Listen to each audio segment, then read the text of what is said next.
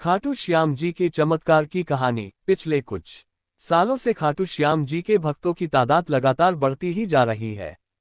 कहा जाता है कि खाटू श्याम बाबा जिस किसी के सर पर अपना हाथ रख देते हैं वो जीवन में कभी हारता नहीं है, इसीलिए उन्हें हारे का सहारा भी कहा जाता है।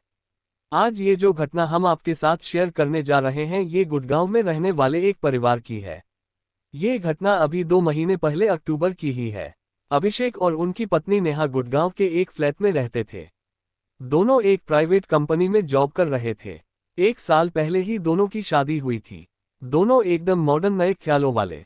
ना उन्हें भगवान से मतलब था, ना ही अपने कल्चर से और ना ही अपने घर वालों से। दोनों पति पत्नी अपनी छोटी सी दुनिया में खुश थे। दिन भर जॉब करना और रात में पार्टी, इसके अलावा उन्होंने और कोई दुनिया देखी ही नहीं थी। समय बीत रहा था। कुछ दिन बाद अभिषेक और नेहा को पता चला कि वो दोनों माता पिता बनने वाले हैं। ये खबर सुनकर दोनों की खुशी का ठिकाना ना रहा। दोनों ने ये खबर सबसे पहले अपने माता पिता को दी। अभिषेक के माता पिता कानपुर में रहते थे। ये खबर सुनकर अभिषेक की मां सुनैना जी ने कहा, बेटा ये तो तूने बहुत खुशी की खबर सुनाई, लेकिन अब बहू को बहुत ध्यान से रहने की जरूरत है। अब उसकी नौकरी छुड़वा दे और मैं वहां आ जाती हूँ। बच्चा होने तक मैं अच्छे से बहू का ध्यान रखूंगी। तभी नेहा उन्हें आने के लिए मना कर देती है।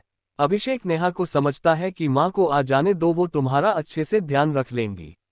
लेकिन नेहा कहती है आज के समय में किसी की जरूरत नहीं पड़ती और तुम्हारी माँ बहुत ही पुराने जमाने की है।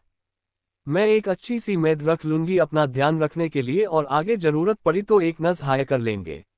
आप चिंता मत। और ऑफिस भी जाती थी। उसने 2 मेड रख ली थी, एक घर के कामों के लिए और एक अपना ध्यान रखने के लिए। ऐसे ही 4 महीने बीत जाते हैं। नेहा ने अब ऑफिस से छुट्टी ले ली थी। वो सारा दिन घर पर रहती और आराम करती। ऐसे ही 8 महीने बीत गए। अभिषेक की मां रोज फोन करके नेहा के हाल चाल पूछ लिया करती थी। एक दिन नेहा घर पर आराम कर रही थी, तभी उसे बहुत जोर से प्यास लगी। उसने अपनी मेड को आवाज दी, लेकिन कई बार बुलाने पर भी कोई नहीं आया। नेहा धीरे धीरे चलकर किचन तक गई और पानी लेकर आई। फर्श पर अभी पोंछा लगा था, इसीलिए थोड़ा गीला था। नेहा ने ध्यान नहीं दिया और उसका पांव फिसल गया। वो बहुत जोर से पेट के बल जमीन पर गिर पड़ी। नेहा जोर जोर से चिल्ला रही थी, लेकिन घर में कोई नहीं था। वो दर्द से बुरी तरह तड़प रही थी। बहुत देर चिल्लाने के बाद वो बेहोश हो गई। थोड़ी देर बाद जब दोनों मेड घर आई तो नेहा को देखकर घबरा गई। उन्होंने अभिषेक को फोन किया। कुछ देर बाद नेहा को हॉस्पिटल में एडमिट कर दिया। अभिषेक बहुत डर गया था। कुछ देर बाद नेहा का चेकअप करने के बाद डॉक्टर ने बताया कि मां और बच्चा दोनों ठीक है। उसके बाद अभिषेक और नेहा घर वापस आ गए। 2 हफ्ते बाद नेहा की डिलीवरी हुई और उसने एक बेटे को जन्म दिया। दोनों के माता पिता भी वहां पहुंच गए थे।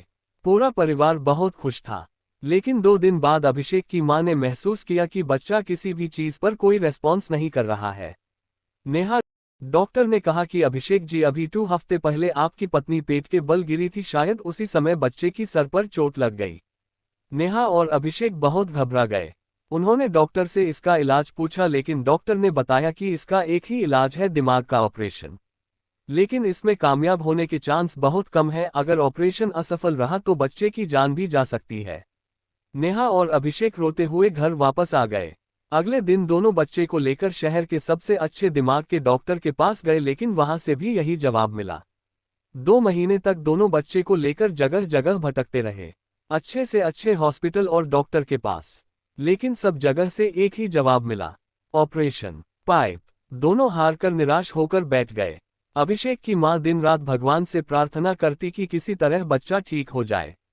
नेहा बहुत उदास रहने लगी थी। वो जब भी अपने बच्चे की तरफ देखती उसका मन रोने लगता। ऐसे ही 3 साल बीत गए। दोनों की जो थोड़ी बहुत आस थी वो भी अब खत्म हो चुकी थी। दोनों हार कर निराश होकर बैठ गए। अभिषेक की मां दिन रात भगवान से प्रार्थना करती कि किसी तरह बच्चा ठीक हो जाए। नेहा बहुत उदास रहने लगी थी। वो जब भी अपने बच्चे की तरफ देखती उसका मन रोने लगता। ऐसे ही 3 साल बीत गए। दोनों की जो थोड़ी बहुत आस थी वो भी अब खत्म हो चुकी थी। अभिषेक की मां यहीं रहकर बच्चे की देखभाल कर रही थी। एक दिन सब लोग बैठे बातें कर रहे थे, तभी उनकी एक पड़ोसन आई और सबको प्रसाद देने लगी। तब सुनैना जी ने पूछा कि बहन जी, ये किस चीज का प्रसाद बांट रही हो? उन्होंने कहा, ये मेरे बाबा खाटू श्याम का प्रसाद है। आज ही मेरे बेटे की सरकारी नौकरी लगी है। 5 साल से कोशिश कर रहा था लेकिन कुछ नहीं हुआ। 2 हफ्ते पहले ही बाबा के दर्शन करके आया है और कल ही उसकी नौकरी पक्की हो गई। आज उनका भोग लगा के आई हूँ, उसी का प्रसाद है। जय हो मेरे खाटू श्याम बाबा की। सुनैना जी ने उन्हें बैठाया, चाय नाश्ता कराया और बातें करने लगी। बातें करते करते सुनैना जी उदास हो गई और बोली, देखिए बहन जी, कितना छोटा बच्चा और ऐसी बीमारी हो गई। हम तो सब जगह दिखाकर हार गए लेकिन कोई फायदा नहीं हुआ। सुनैना जी ने उन्हें बैठाया, चाय नाश्ता कराया और बातें करने लगी।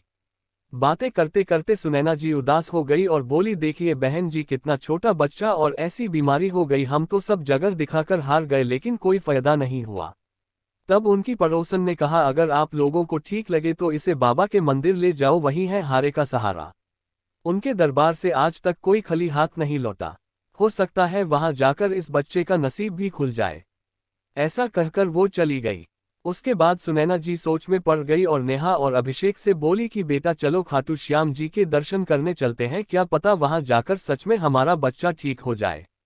अभिषेक ने कहा, माँ आप ये कैसी बात कर रही हो, जब डॉक्टर के पास भी इसका कोई इलाज नहीं है तो मंदिर जाकर क्या हो जाएगा। मैं इन सब बातों को नहीं मानता। सुनैना जी ने उसे समझाया कि बेटा भगवान के पास हर चीज का इलाज होता है। तुम सबके कहने से इतने डॉक्टर के पास गए लेकिन कुछ नहीं हुआ। एक बार मेरे कहने से बाबा के दर्शन करने चलो। कुछ देर सोचने का बाद नेहा और अभिषेक चलने को तैयार हो गए। अगले दिन सब लोग बच्चे को लेकर खाटू श्याम जी के मंदिर पहुंच गए। भीड़ ज्यादा थी। 3 घंटे लाइन में लगने के बाद वो बाबा के सामने पहुंचे। बाबा को देखते ही नेहा और अभिषेक की आंखों से आंसू बहने लगे और दोनों ने हाथ जोड़ के बाबा से कहा, बाबा आज तक हमने कभी भगवान की पूजा नहीं की, आज पहली बार हम आपके दर्शन करने आए हैं, हमारे बच्चे पर कृपा करो बाबा। ऐसा कहकर दोनों फूट फूट कर रोने लगे। कुछ देर बाद दर्शन करके सब बाहर आए। सुनैना जी बच्चे को गोद में लेकर चल रही थी। सामने एक पत्थर पड़ा था, उन्होंने भीड़ भाड़ में देखा नहीं और वो उससे टकरा कर गिर गईं। बच्चे का सर पत्थर से टकराया और बहुत खून बहने लगा। दोनों को पास के हॉस्पिटल में एडमिट कराया गया। सुनैना जी को थोड़ी ही चोट आई थी लेकिन बच्चा बेहोशी की हालत में था, उसके सर में ज्यादा चोट आई थी। सारा दिन बीत गया लेकिन बच्चे को होश नहीं आया था। डॉक्टर भी कुछ समझ नहीं पा रहे थे। नेहा का रो रोकर बुरा हाल हो रहा था। ये सब देखकर अभिषेक परेशान हो गया और अपनी माँ से बोला, माँ ये सब आपकी वजह से हुआ है, ना हम यहाँ आते और ना हमारे बच्चे का ये हाल होता। पूरी रात बीत गई। सुबह 6 बजे बच्चे ने अपनी आंखें खोली। नेहा ने उसे अपनी गोद में लेटा लिया। बच्चा मुस्कुराकर सबको देख रहा था जैसे उसे कुछ हुआ ही नहीं था। वो सबके इशारे समझ रहा था और सबकी बातें सुन रहा था। उसकी आंखों की रोशनी वापस आ गई थी और वो सब कुछ सुन पा रहा था। ये सब देखकर नेहा और अभिषेक को अपनी आंखों पर विश्वास नहीं हुआ। दोनों ने बच्चे को गले लगाया और बाबा का धन्यवाद किया। उनकी तो जैसे दुनिया ही बदल गई थी खाटू आकर। दोनों की आंखों से आंसू रोक ही नहीं रहे थे। अगले दिन बच्चे के साथ तीनों ने बाबा के दर्शन किए और अपने घर वापस आ गए।